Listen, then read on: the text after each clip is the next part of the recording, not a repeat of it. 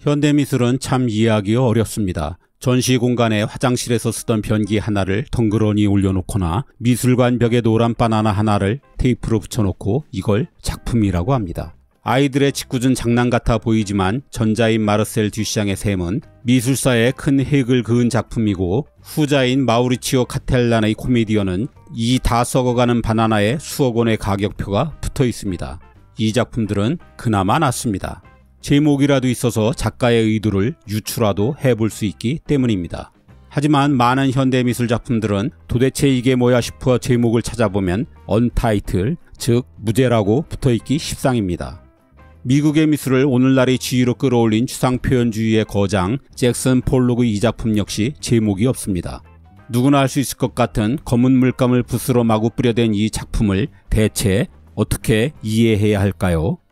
그래서 무제라고 되어 있는 작품을 만나게 되면 개인적으로는 작가들이 참 불친절하거나 무책임하다는 생각이 들기도 합니다. 한 연구에 의하면 제목이 무제일 경우 관람자의 작품에 대한 이해도가 확연히 떨어지는 것으로 나타났습니다. 그만큼 미술작품을 감상할 때 많은 사람이 제목의 도움을 받고 있다는 뜻입니다.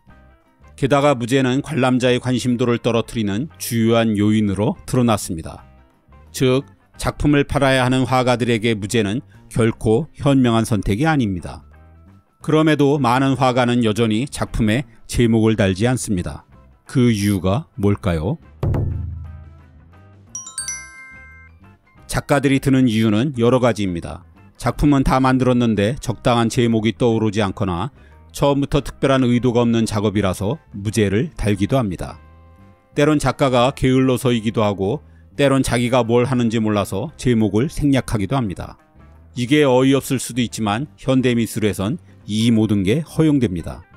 남성용 소변기를 엎어놓은 듀샹의 샘이 유명한 것은 작가가 만들지도 않은 사물이 작가의 선택과 주장만으로 미술이 될 수 있다는 첫 사례이기 때문입니다.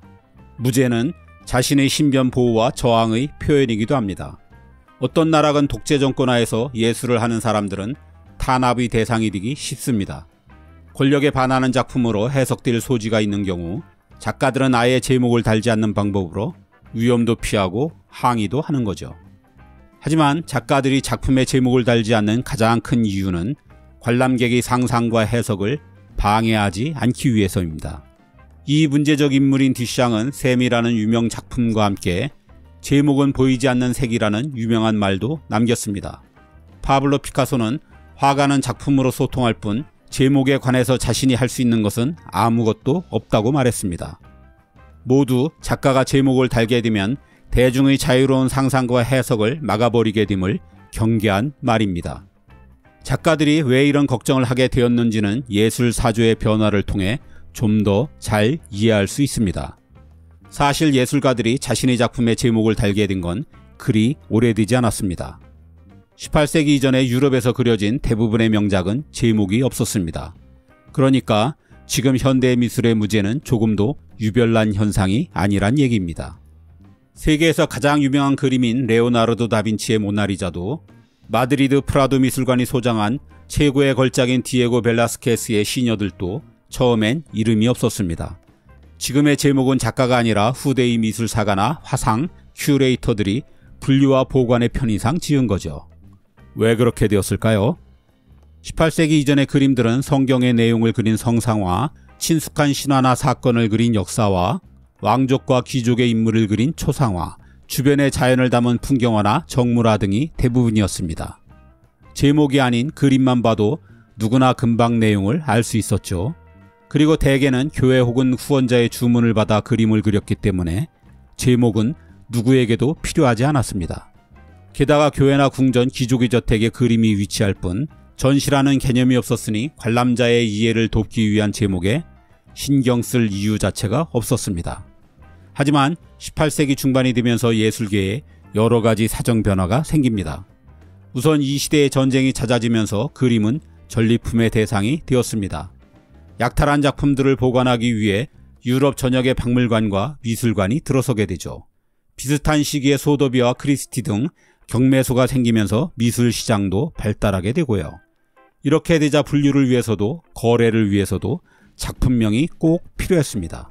뒤늦게 고전 명작들의 이름을 미술사가나 화상, 큐레이터들이 짓게 된 거죠.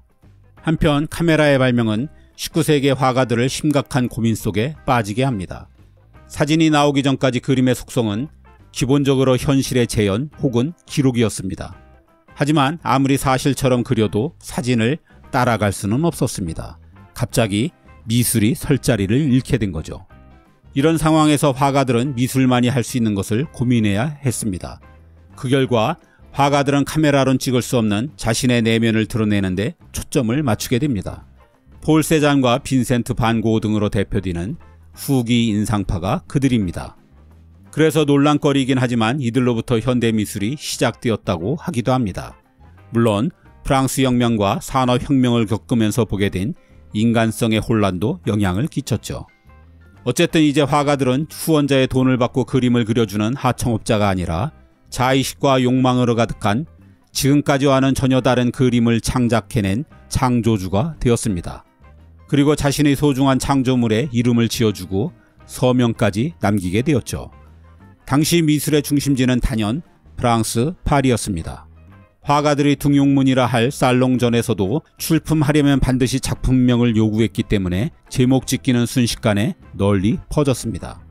작가의 내면을 미술에 표현하려던 이 뚜렷한 경향성은 급기야 추상미술을 등장시켰습니다. 이는 1차 세계대전의 영향이 컸습니다. 예술가들은 전례 없는 대규모 사륙을 보고 인간의 이성에 대해 환멸을 갖게 되었습니다. 그래서 그간 이성으로 만들어온 회화의 모든 요소를 배제해 나가기 시작했습니다. 풍경화나 정물화 같은 예술의 장르도 버리고 전통 회화 기법이나 그림에 등장하는 사물도 없앴습니다. 이제 남은 건 캔버스의 평면과 선과 색뿐이었습니다. 이들은 이 세 가지를 가장 순수한 예술적 요소로 보았습니다. 이 세 가지만으로 그림을 그리는 것이야말로 이성의 완성이라며 추상미술 혹은 순수미술이라고 불렀죠. 이 추상미술의 세계엔 잘 그렸다거나 잘 만들었다는 기준이 없습니다. 그보단 선과 색을 자유롭게 표현해내는 독창성이 더 중요했습니다.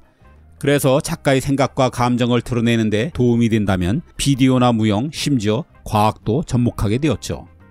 문제는 작품이 복잡 미묘해질수록 창작자조차도 하나의 제목으로 자신의 작품을 아우르기가 어려워졌다는 것입니다. 이런 상황에서 제목은 오히려 작가의 의도를 왜곡할 가능성이 더 컸습니다. 이를 우려한 예술가들은 아예 제목이라는 걸림돌을 없애 관람자가 마음껏 상상하고 마음껏 해석하게 놔두는 게 더 낫겠다고 생각했습니다. 이게 현대미술에서 untitled, 즉 무제가 많은 이유이죠. 정리하자면 작가가 무제라는 타이틀을 달았다는 건 작품에 이름 붙일 권리를 관객에게 넘겼다는 뜻입니다. 그러니 현대미술을 만나면 내 마음대로 작가의 의도를 생각해보고 내 입맛대로 제목도 붙여보는 즐거움을 기꺼이 누리면 될 것 같습니다. 작가의 의도를 받아들여 내 권한을 행사할 기회다라고 생각하면 현대미술의 어려움이 조금은 덜해질 듯 싶습니다.